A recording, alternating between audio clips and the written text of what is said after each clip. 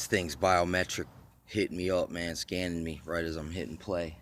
But anyway, man, I smoked the most freaking pot I've ever smoked in my life last night. I was hanging out with all these weird folks. Freaking strangest conversations, man. But since it's Halloween, these people are all dressed up. You know what I'm saying? Freaking, I had on my poncho. I'm like, what's funny today is I'm actually not really dressed up. I wear this all the time. So I'm just like normal. Everyone else is dressed up. And today I can wear it and not feel weird.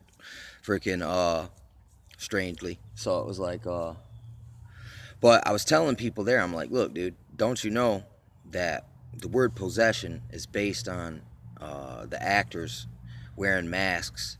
And it was like the fact that it was like, all right, your friend puts on this mask and all of a sudden they become this different person. And it's like as if they were someone else. That's possession. So something about putting on a mask, like, tones down your major personality, and this kind of sub mischievous personality comes out. This character, this, you know what I'm saying? This construct of the image you're trying to project. You know what I'm saying? That's the thing. See, that's why this is such a magical thing, is because that element of intention. They intentionally want to pretend to be someone else. So in a way, you're inviting a spirit in to guide you.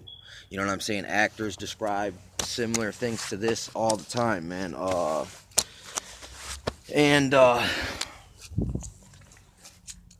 use it as an opportunity to basically be like, you people are possessed in a roundabout way right at the moment. So I'm not gonna take anything that you say like super serious right now, because uh, I'm aware of this thing. I'm like, see, what the thing about it is though, I goes, when you play with this, you take off the mask sometimes. These people still got the spirit in them that they had when the mask's on. So it's like in a way you're freaking possessed. You know what I'm saying? Still, you got this freaking confidence. It's there. See, that's the same thing. It's like if you want to train train kung fu in the mirror with the ninja mask on, and see how much like crazy energy that whips up in you. The fact that it almost feels as if anonymity, and that you yourself can't always really almost recognize yourself.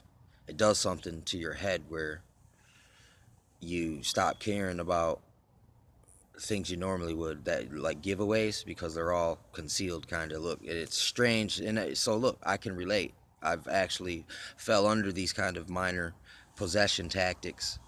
uh Same thing with the Indians. They'd come out in all their war gear, their war regalia, with paint, freaking black paint on their face, and they would look really scary and intimidating. And it's the same thing there. It's like their society was compartmental, where when they went out on the war path, that they put on these different uniforms, and it's like they disassociated and became the hunter, the a war revenger. So they take on this different personality when they're in that situation, but then they go home compartmentally, don't talk about all that all the time, and just go back to life as usual. So they had these kind of, there's, and then they would just do life as usual. But if the situation need be, they would don their garments like that, and it would do something psychologically to them, where it was a constant reminders that I've put off the regular life things, and right now it's all about the warpath or the mission, whatever. And same things a lot of times when you see attackers, they're masked. Same thing with the police now. Look, and now I understand why it's like you can see in their eyes this kind of mechanical kind of like determination, because it's that they're possessed. Just like a person who, this dude had on a werewolf costume, and like literally his eyes were bugged out, like from having that thing on. It was giving him such a rise that, like, look, like I could see that he was a little bit possessed by by his character, and it's just like I could see how that works. You push that to an extreme, and you actually literally do have people in the past that have thought they became wolves and like attacked people, bit their faces. And we're seeing a rise in things like this in this time, day and time. Some of it's chemically induced, but I think some of it's just psychological, and it's always been this way. Because I heard what's weird, all right, you can trace the werewolves back to kind of like Greece. There was a werewolf cult, and then you have this Zeus cult was a werewolf cult. You have the jackal-headed god from Egyptian mythology. But the Indians here, the French came over along with the Indians. They were the first here, and they were these like trader guys. So they were like mountain men, like hermit types from over there, and then they came over here. So these guys, it seems like they mixed the werewolf mythology in with the Indian lore as well. I think there's some overlay because it was in France, documented. And the Indians said the same thing about skinwalkers. And in the accounts that I've heard of, it was a tactic. The Vikings did this as well, and they went to France. So this was why you would see this reoccurring spirit demonization, where a man puts a animal skin on and thinks he becomes the animal, and they always say the devil was somehow incorporated into it. So it was like the devil gets into people through their freaking imaginations. Okay, when you put on a uniform or a mask or some kind of, like, even a business suit to a lawyer is his cover. Like they say, having a wife for a gay person that's really gay wants to practice in homosexuality, but he wants to appear as normal, so he gets a wife. That's called a beard. These are all ruses, and these are all like, they're platforms, they're strongholds, they're images that help hide the truth behind a thing. You know what I'm saying? That I understand there's still a person underside that uniform, but you're demonized and possessed by the spirit of that uniform. You're disassociated. You're not even you. You're the uniform. You're the image. You're the job. You're what you need to be to get paid. You know what I'm saying? And look, I know the motivation: take care of your family, do what's right, right? But in the process, man, look, I'm telling you, to put on the mask, you got to give up something that keeps you human. And that's when atrocities happen. When you look at soldiers, all the old footage of them all, and they got this kind of mechanical legion mindset, and it's partially based on this kind of look, this possession that comes from bloodlust. That's what really drives it. It's like it's whipped up into a frenzy. You can also see, look, the crowd dynamic, how in crowds all of a sudden, like, look, once riotous behavior starts to erupt, all of a sudden it's contagious, and other people just, like, they switch into a mode and they just start to monkey see monkey do for some reason. Or and look, I've seen it happen before. I've seen the mayhem and pandemonium spirits just freaking overcoming, like when I was a kid, and very mischievous and very, like, look, rejected and sensitive, and look, freaking just bullied and freaking just treated like crap a lot of the time. In certain cases, a lot of chips on my shoulder, whatever. When you had the opportunity to lash out at the world, you would just do it because it was like, well, you couldn't help it. There's a lot of hurts in there that just manifest. Like, you got a fugitive inside of your heart and your mind, man, that just is waiting for an opportunity to manifest himself. And it's like, look, like Dennis the Menace, man. It's kind of like, it's really inside of us. I think it's inside of our human nature, inside of everyone. It's like the bad angel on your shoulder, the devil, trying to whisper to you to get you to do bad. It's kind of like that. It's similar to that. That's a good analogy, but it's not necessarily literal, you know. But sometimes it could be.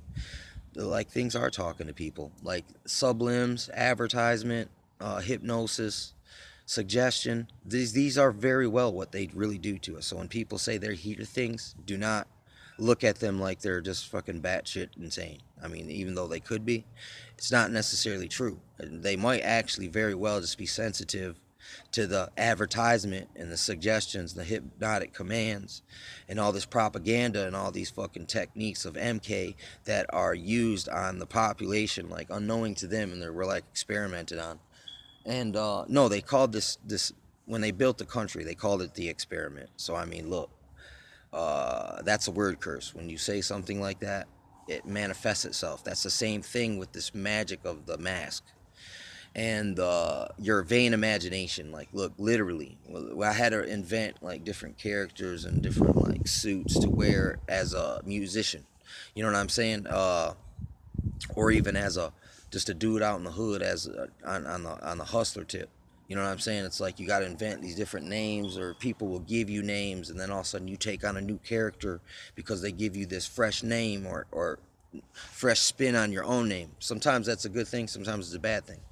See, what once you're aware of it, you won't just, it helps you. Like a lot of things people do is just like they're doing it out of habit and like indoctrination, and they don't even know it really themselves, that they've been indoctrinated and institutionalized. Kind of like, look, there's a stronghold, there's a something that makes them fight against something that they uphold and believe like really strong, that won't allow them to see anything else but that stronghold, that construct. The mask is like a stronghold in a way. And then they even say with a narcissistic personality disorder and abuse that they switch through masks all the time as a psychological tactic to manipulate you.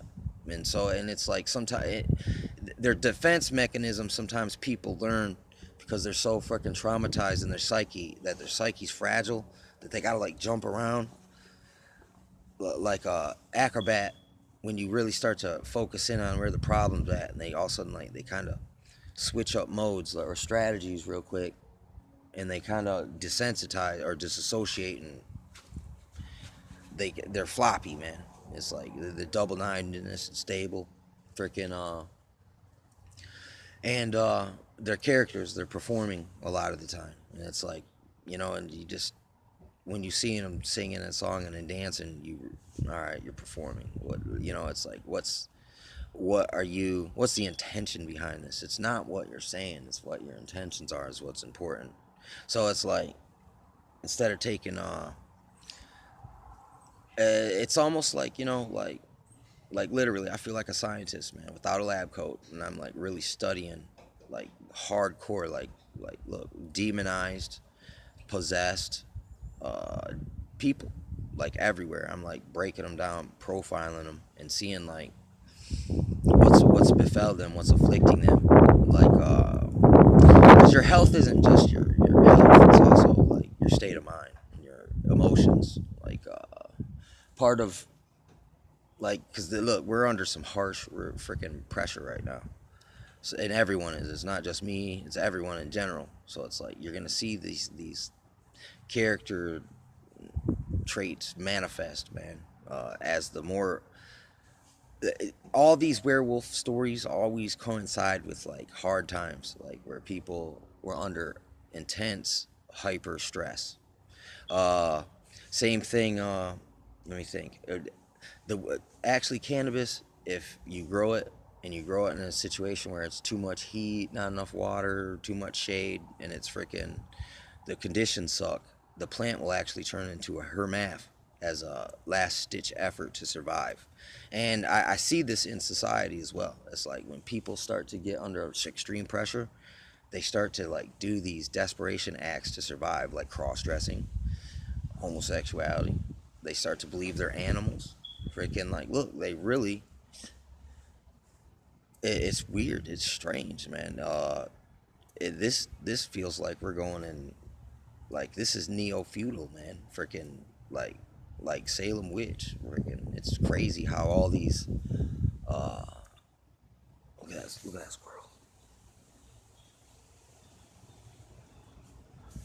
Yeah, man. But there's a lot of crazy stuff going on. See, if you don't understand what things are, like witchcraft really is just psychology, science, technology, hypnosis, suggestion, reverse psychology, um, peer pressure. Look, what's the word? Partial truths. You know, group think. This stuff is all freaking. Uh, they're spirits, man. School spirit, team spirit. My team's gonna win. And look, you ever see like an Ohio versus a Michigan fan, and these fuckers are like, "Rah," and their face is like literally like a werewolf morph into these. My team's gonna win, not yours. Look, these are all instances of the same kind of like, look, these spirits, these possessions. Because literally, that's what it is. Possession is almost like a contagious state of mind, man. Like fear, panicky, angry. Anger is contagious. Therefore, it's like once it's taken root and it'll start to manifest. You'll be angry. You'll be like, "Ah, stop it." You know, and it's like, whoa, how did that get in me? Fearful. Oh my God, I hope that doesn't happen. Look, when you catch yourself exhibiting these spirits, you'll know that they've entered it. You gotta fight them out.